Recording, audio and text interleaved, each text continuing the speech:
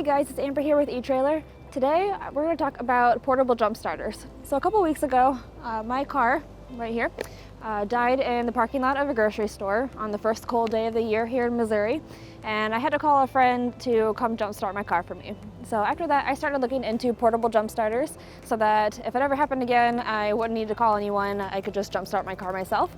And something I realized when I was looking at jump starters to try to find the right one was that there's just a lot of options. So today we're going to talk about how jump starters work, how to choose the right one, and a few other things that you might need to know when shopping for a jump starter yourself. So the way that a portable jump starter works is that it's going to give your battery that initial boost that you need to start your car again and get back on the road. So you'll just connect your positive side to your positive battery terminal and your negative side to your negative battery terminal, just the same way that you would if you were using a second car. But in this case, it's just going to give you that boost that you need so that you don't need a second person to come help you. One thing to keep in mind is that this is not a battery charger, so it's just going to give you that initial boost. It's not going to charge your battery for you, so you'll need to drive around a little bit for a while afterwards so that your alternator can charge your battery, which is what I had to do, which was super interesting because I had absolutely no gas when this is happening to me. So I had to drive around for a while, hope that I made it to the gas station, and hope that my car started again afterward. So there's going to be a pretty wide range of sizes when it comes to jump starters, which can be pretty overwhelming when you're looking for one for yourself. In general, a jump starter between 400 and 600 amps is going to be good for most cars on the road, especially your 4-cylinder and 6-cylinder vehicles, motorcycles, any small car like mine, which is a Honda Civic. If you do have an SUV or a truck, a little bit larger of a car, you might want to move up to a 600 amp jump starter like this one. It's also really good even if you have a small car, if you want to size up for a larger jump starter so you can jump other cars on the road. If your friend has a truck, you will be the one that they call in an emergency.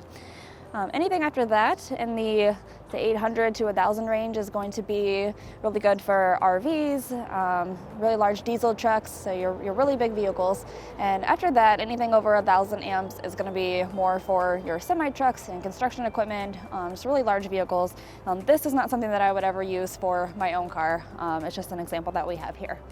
So the size jump starter that you need, it's not only going to depend on what you're jumping, but also how old it is, how dead your battery is, and the outside temperature. So if your battery is really old, or you're in below freezing temperatures, you're probably going to want to get a size up from what you would normally need. So some terms that you might come across when you're shopping for jump starters, they may or may not be on every description for every charger, are peak amps, cold cranking amps, and cranking amps. So what those mean is the peak amps is going to be the amount of power that the jump starter can deliver over a short period of time, just a short burst.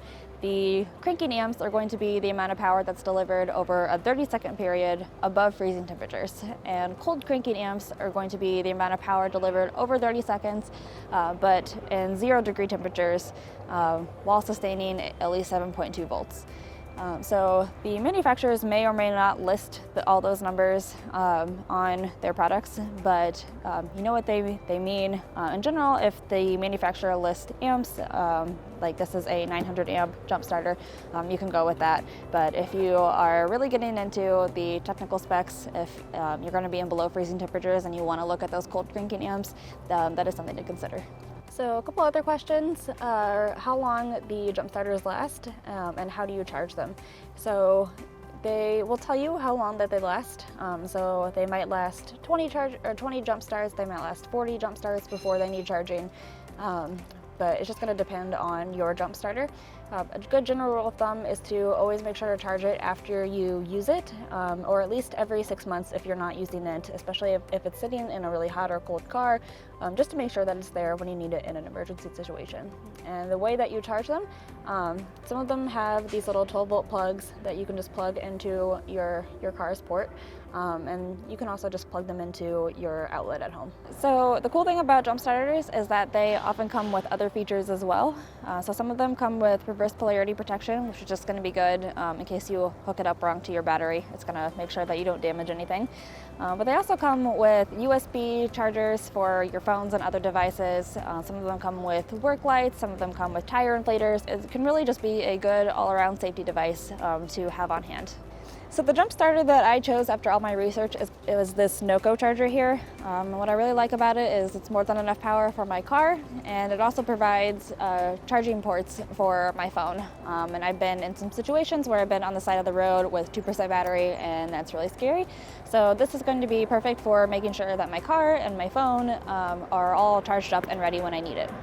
But if you guys need help picking out a jump starter, you have any questions, just leave them in the comments. We are only a click or a comment away. We'll see you next time. If you guys like that content and want to check out more, go ahead and click this video up here. To check out the products that we mentioned, click up here or visit the links down in the description. Check out our playlist over here or subscribe to our channel to see all the videos that our awesome eTrailer teammates put out.